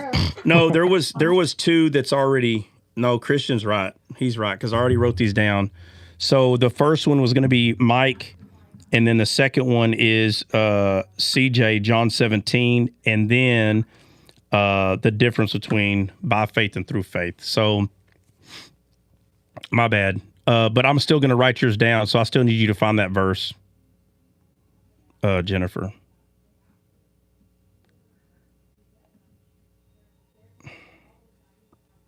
Okay, so it's Ephesians chapter 1, 3 through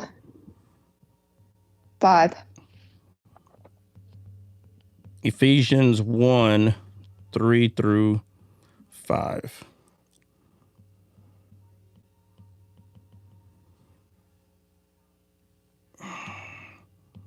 All right. Yeah, tomorrow we'll kind of touch on John 17.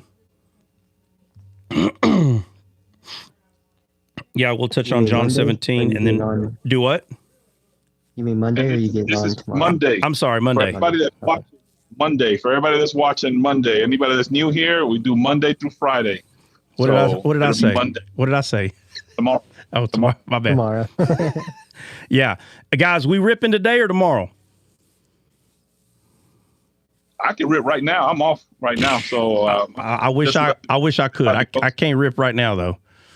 I can't, but well, whenever y'all want, I should be available. All right, we'll try to. We obviously need to do it today, so I need everybody to go to the RIP chat, or you can go to Derailed and put in there what time be a good time to.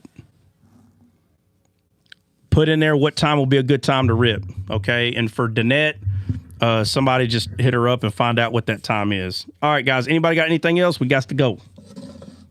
Anybody? Hey, you know what I told my kids to give me for Christmas? Oh my God, what? Duct tape. Mm-hmm. Yep, you need it. Put on your mouth every time them Islamic believers and Catholics come around. I told them give me some duct tape because this year I'm getting in shape, so I'm gonna be ripped. I'm gonna need some tape. He's like, what needs to take? I'm gonna be ripped this year like a real man. Like a real man. I'm still waiting on my brisket pictures from you. You need to man up, sir. Brisket pictures, man. You see what I make? I make Spanish food. I don't make brisket. That's. Hey, hold on. What's your favorite Spanish dish, bro, that you make? We made this thing called the yacas. I don't even know how to explain what that is, but it's like a tamale, but it's wrapped in. It's a different texture inside, and it's wrapped in banana leaf instead of like corn leaf. Out of all the food that you know how to make, that's your best one? Banana leaves, bro? You said my favorite. You No, said my best. I'm talking about like if all of us ate it, which one would we like as a majority? I would say arepas. I think you guys would love arepas. What is overall. that? What is like that? It's like, you know how the bollitos that I made, the little submarines. Ryan calls them the submarines, but those are made on the griddle, so they're toasted on each side, and then you cut them in the middle, and you put butter. I mean, you could put some brisket in there. That'd be good. That'd be real good if you put some. Actually, I'll make arepas. You make briskets, and we'll make brisket arepas. We'll make a fortune. People will be millionaires. Hey, we'll make a stand right here in front of my house, bro. Put it by the firewood. That's right. Venezuela and Texas. Yeah. Eric, what's up, man? What do you say? Discada is fire? What the heck is discada? Yeah, discada is like it's like a mixture of a whole bunch of different meats inside of this ginormous pan that's over fire. Oh. And they like mix it all together, and then you put it on some. You can put it on some tacos or whatever. Oh, like it's poor people food. It's poor people food. Yeah, if you want to call it that, but it's really. The whole kitchen sink. It's like, hey, we don't got enough pork for everybody. We ain't got enough beef. Hey, just put all of it in there, bro. We'll just put tortillas on there. Everything. Bro. Chicken. the kitchen sink. Beef. The kitchen everything. sink. Turkey, leftover turkey. Hey, I'm not gonna lie though. It sounds good though, bro. Turkey with beef, with everything, bro, with some onions and bell peppers. What?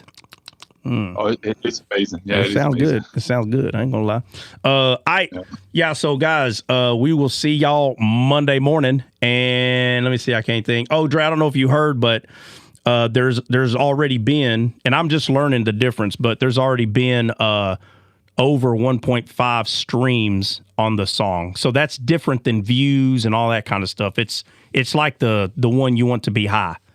The streams. Yeah, the streams is the ones that get you paid. Yeah. Yeah. Well, we're not trying to get paid. I ain't worried about none of that. No, but I'm saying when you're talking about getting paid, it's important because that's what makes you known. Money is what makes it's a tool, brother. That's I see what you're saying. I see what you're saying. Yeah. Okay, it goes back to that, of course. Yeah. Yeah. All right. Well, all good. We will see y'all today for the Rippers. We'll see you Friday. We'll be ripping scales. I mean, not Friday. Today or tomorrow we'll be ripping scales. And then for everybody else, we will see y'all Monday morning. God bless. We're out. Peace.